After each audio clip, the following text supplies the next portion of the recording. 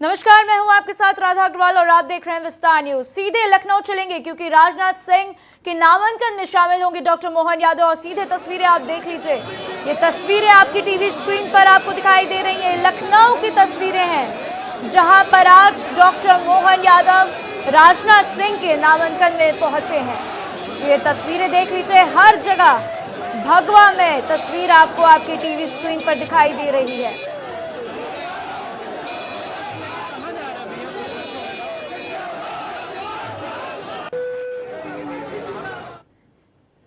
तो चलिए अब रुक करते हैं खबरों का फटाफट अंदाज में।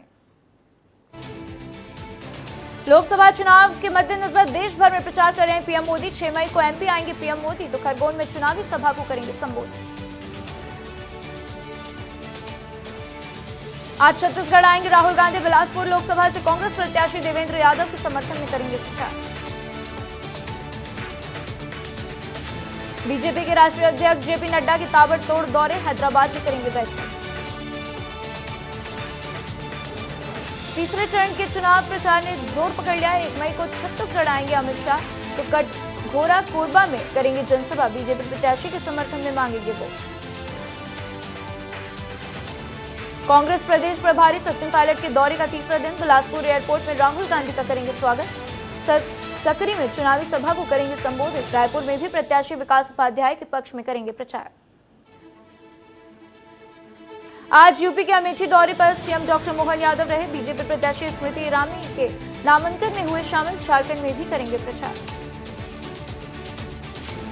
छत्तीसगढ़ के मुख्यमंत्री विष्णुदेव साय का ताबड़तोड़ चुनावी प्रचार। बलरामपुर, कोरबा और मुंगेली जिले का करेंगे दौरा। छत्तीसगढ़ में कांग्रेस नेताओं के दौरे ने पकड़ा जोर। मंगलवार को कांग्रेस के राष्ट्रीय अध्यक्ष मल्लिकार्जुन खड़गे जांजगीर में करेंगे सभा, तो वहीं 2 मई को प्रियंका गांधी कोरबा में करेंगे चुनावी प्रचार। मंदसौर के कमर्शियल कॉम्प्लेक्स में लगी भीषण आग से मचा हड़कंप। फायर ब्रिगेड की टीम ने पाया आग पर काबू। फिलहाल आग लगने का प्रारंभिक कारण बताया जा रहा शॉर्ट सर्किट। हादसे में कोई जनहानि नहीं। विकास प्राधिकरण से प्लांट लेने वाले फर्जीवाड़े का पर्दाफाश। मामले में यूजीए के बाबू समेत एक अन्य युवक भी गिरफ्तार। साल 2012 का पूरा मामला है। स्वतंत्रता संग्राम सेनानी कोटे से गलत कागजात लगाकर करवाया गया था प्लांट आवंटन। जबलपुर कबाड़ खाने में हुए ब्लास्ट मामले में बड़ा एक्शन। प्रशासन और निगम अगले ने रजा मेटल इंडस्ट्री के निर्माण को किया जमींदोज। नगर निगम का अमला जेसीबी मशीनों के साथ पहुंचा था कबाड़ खाने। देवास में जब्त किए गए 40 क्विंटल से ज्यादा सफेद चावल। खाद्य विभाग की टीम थाने लेकर पहुंची चावल। आयसर वाहन से बिना बाल्टी के चावल का हो रहा था अवैध परिवहन, तो वहीं आगे की कार्रवाई में जुटी पुलिस। पीएम और गृह मंत्री के खिलाफ फेसबुक पर आपत्तिजनक पोस्ट करने वाले कांग्रेसी नेता के खिलाफ मामला दर्ज। नेता यादवेंद्र पांडे की तलाश में पुलिस जुट गई है, तो पहले भी दे चुके हैं कई विवादित बयान। सक्ती में टैंकर ड्राइवर का शव बरामद। वैन को टक्कर मारकर नदी में गिरा था टैंकर। 40 घंटे बाद निकाला गया ड्राइवर का शव। 25 अप्रैल को हुई थी दुर्घटना। हादसे में 12 साल के बच्चे की भी हुई थी मौत। जशपुर में तेज रफ्तार बाइक अनियंत्रित होकर खाड़ी ट्रैक्टर से टकरा गई, तो वहीं हादसे में बाइक सवार 2 युवकों की मौके पर मौत। मौके पर पहुंची पुलिस ने शव को कब्जे में लिया। आगे की जांच में जुटी पुलिस। कवर्धा में बीती रात अज्ञात आरोपियों ने चोरी की घटना को दिया अंजाम। लैपटॉप, स्कूटी समेत वैन पर किया हादसा, तो आरोपी सीसीटीवी में कैद। मामले में पंडरिया थाना में दर्ज कराई गई एफआईआर। जांजगीर में कांग्रेस को लगा एक और बड़ा झटका। प्रदेश सचिव राघवेंद्र पांडे ने दिया इस्तीफा। प्रदेश सचिव ने सोशल मीडिया में किया था सनसनीखेज पोस्ट।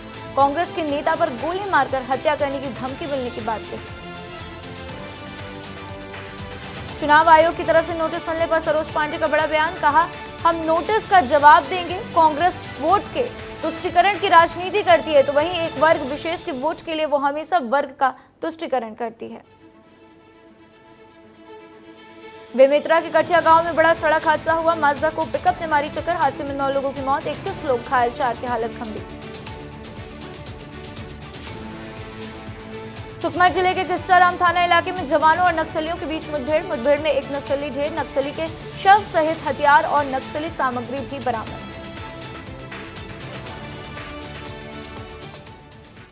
तो चलिए अब रुक करते हैं तमाम बड़ी खबरों का। आरक्षण पर मचे बवाल के बीच छत्तीसगढ़ में सियासत गर्मा गई है। कांग्रेस ने दी आरक्षण संशोधन विधेयक लागू करने की चुनौती, तो वहीं कांग्रेस संचार प्रमुख सुशील आनंद शुक्ला का बड़ा बयान सामने आया है। उनका कहना है कि बीजेपी आरक्षण विरोधी है और यह संशोधन विधेयक रोकने से साबित होता है। तो बीजेपी अगर आरक्षण के पक्ष में है तो संशोधन विधेयक लागू करके दिखाए। तो ये बड़ा बयान आपको बता दें कांग्रेस संचार प्रमुख सुशील आनंद शुक्ला का है, जिन्होंने कहा है कि बीजेपी आरक्षण विरोधी है और यह संशोधन विधेयक रोकने से साबित होता है। तो ये बड़ी ब्रेकिंग है इस वक्त, क्योंकि इसी बीच आरक्षण के मामले ने तूल पकड़ लिया। आरक्षण पर मचे बवाल के बीच छत्तीसगढ़ में सियासत एक बार फिर से गर्मा गई है, क्योंकि अब कांग्रेस ने आरक्षण संशोधन विधेयक लागू करने की चुनौती दे दी है। जनता पार्टी आरक्षण के विरोधी है। छत्तीसगढ़ में आरक्षण संशोधन विधेयक राजभवन में बंधित है। राजभवन में उसका हस्ताक्षर नहीं हो रहा है। विधानसभा के द्वारा सर्वसम्मति से पारित कराया गया आरक्षण संशोधन विधेयक, जिसमें ओबीसी को 27%, एसटी को 32%, एससी को 13%, ईडब्ल्यूएस को 4% आरक्षण की व्यवस्था है। इस आरक्षण संशोधन विधेयक को भारतीय जनता पार्टी ने रुकवा के रखा है। यह इस बात का परिचायक है कि भारतीय जनता पार्टी आरक्षण को समाप्त करना चाहती है। हम चुनौती देते हैं, यदि वास्तव में आरक्षण के पक्षधर है तो आज ही राजभवन उसमें हस्ताक्षर कर दे। तो वहीं आरक्षण को लेकर डिप्टी सीएम विजय शर्मा का बयान भी सामने आया है। कांग्रेस की चुनौती पर उन्होंने पलटवार किया और कहा कि आरक्षण के प्रावधान खत्म नहीं होने वाले हैं। तो आरक्षण को लेकर कांग्रेस भ्रम फैलाने में लगी हुई है, ये डिप्टी सीएम विजय शर्मा का बयान है। तो ये बड़ी अपडेट के द्वारा किए हुए सब मसले हैं जिनको खुद अपनी सरकार में तो करा नहीं पाए, अब इस तरीके की राजनीति उसमें कर रहे हैं। मसला है आरक्षण का, तो जो प्रावधान है आरक्षण के वो खत्म नहीं होने वाले हैं। भाजपा की तरफ से बहुत स्पष्टता के साथ पूरे देश को कहा गया है इस विषय को। तो आरक्षण को लेकर डिप्टी सीएम विजय शर्मा का बयान सामने आया, आपने सुना। उनका कहना है कि कांग्रेस भ्रम फैलाना चाहती है और इसी तरीके से इसीलिए ये सब बयान दे रही है और आरक्षण को लेकर कांग्रेस भ्रम फैलाने में लगी हुई है। तो आरक्षण पर एक बार फिर छत्तीसगढ़ में सियासत गर्मा गई है, क्योंकि अब आरक्षण के ऊपर वार पलटवार का दौर शुरू हो चुका है। तो ये बड़ी खबर है, बड़ी अपडेट है, क्योंकि डिप्टी सीएम विजय शर्मा ने कहा है कि आरक्षण को लेकर यह उनके किए गए मसले हैं जो वे कार्यालय में पूरा नहीं कर पाए हैं और इसीलिए वो अब हम पर आरोप लगा रहे हैं, ये सभी चीजें हम पर थोप रहे हैं। तो अब कांग्रेस के लोग इस तरीके की राजनीति कर रहे हैं, ऐसा डिप्टी सीएम विजय शर्मा का कहना है। तो आरक्षण के प्रावधान खत्म नहीं होने वाले हैं और आरक्षण को लेकर कांग्रेस भ्रम फैलाने में लगी है। तो बड़ा बयान आया है डिप्टी सीएम का, क्योंकि कुछ देर पहले ही आपने सुना कि कांग्रेस ने आरक्षण संशोधन विधेयक लागू करने की चुनौती दी, जिस पर बीजेपी की तरफ से पलटवार किया गया।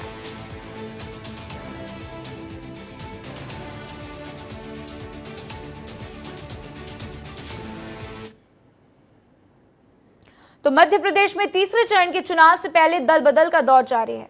सोमवार को भाजपा के प्रदेश कार्यालय में खंडवा खरगोन के कांग्रेसी नेता बीजेपी में शामिल हुए। बीजेपी की न्यू ज्वाइनिंग टोली के प्रदेश संयोजक डॉक्टर नरोत्तम मिश्रा और प्रदेश कार्यालय मंत्री डॉक्टर राघवेंद्र शर्मा ने खंडवा के पूर्व युवा कांग्रेस अध्यक्ष नरेंद्र पटेल को बीजेपी की सदस्यता दिलाई।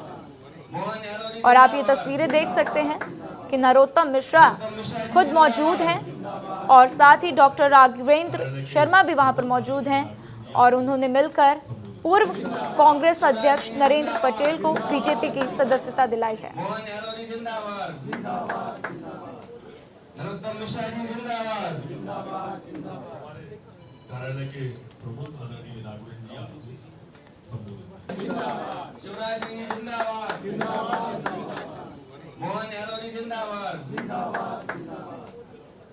तो ये तस्वीरें आप देख सकते हैं, एमपी की सियासत में दल बदल का दौर जारी है। पूर्व युवा कांग्रेस अध्यक्ष नरेंद्र पटेल बीजेपी में शामिल हो गए हैं।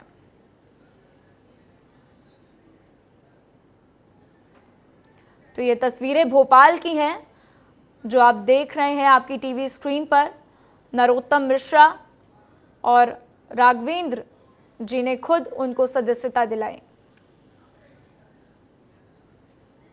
तो MP CM doctor Mohan Yadav सोमवार को आज अमेठी पहुंचे, जहां वे स्मृति ईरानी के नामांकन में शामिल हुए। तो बता दें कि अमेठी से बीजेपी प्रत्याशी हैं स्मृति ईरानी।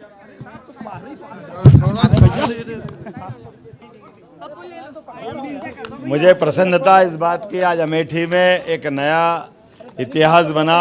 नॉमिनेशन फॉर्म के समय हमारी बहन भारत सरकार की केंद्रीय मंत्री श्रीमती स्मृति ईरानी ने जो अपना नॉमिनेशन फॉर्म जमा किया, मैं स्वयं इस अवसर पर उपस्थित था। जिस प्रकार से जन सैलाब उमड़ा है, जनता की लोकप्रियता क्या होती है ये दीदी के माध्यम से हमको समझ में आई है। पूरा अमेठी की जनता, कोई ऐसा घर बाकी नहीं होगा जहां से हमारे बीच अपना समर्थक निकल के सामने नहीं आया। और जिस प्रकार से रिस्पांस मिला, मैं बहुत बधाई देना चाहूँगा उनको। और ये और आनंद की बात है कि हमारे सामने जिस ढंग से दीदी ने पिछली बार रिकॉर्ड जीत बनाई, उसके बाद विधानसभा में भी हमारी जानकारी में आई कि 5 में से 4 विधानसभा में प्रत्याशियों की कांग्रेस की जमानत जब्त हुई, समाजवादी पार्टी सहित जो विरोधी दल थे। और जिस ढंग से ऐतिहासिक जीत हुई, मैं वाकई बधाई देना चाहूँगा। और मुझे लगा कि मैं मध्य प्रदेश से चलकर आया तो मेरा आना सार्थक हो गया। मोदी जी को लेकर के पूरा प्रचंड बहुमत की एक तरह से लहर दिखाई दे रही, मुझे मध्य प्रदेश में भी हो रही, पूरे देश में भी। पूरा देश मोदीमय हुआ है। आप अपने ससुराल के लोग तो पूरा देश मोदीमय हुआ है, ऐसा मोहन यादव का कहना है। हाथ मजबूत करने का, मोदी जी का साथ देने का, मोदी जी के साथ भाजपा के साथ चलने का। और मुझे लक्षण दिखाई दे रहा है निश्चित रूप से स्मृति जी आपकी बार कई रिकॉर्ड तोड़ेगी। मुख्यमंत्री जी ये भी कयास लगाया जा रहे हैं कि राहुल गांधी का नाम अमेठी से सामने आ सकता है कांग्रेस। देखिए, हमने कहा है कि स्मृति ईरानी जी हमारी जबरदस्त प्रत्याशी है। अब कांग्रेस किसको जबरदस्ती लाती मेरे को नहीं मालूम।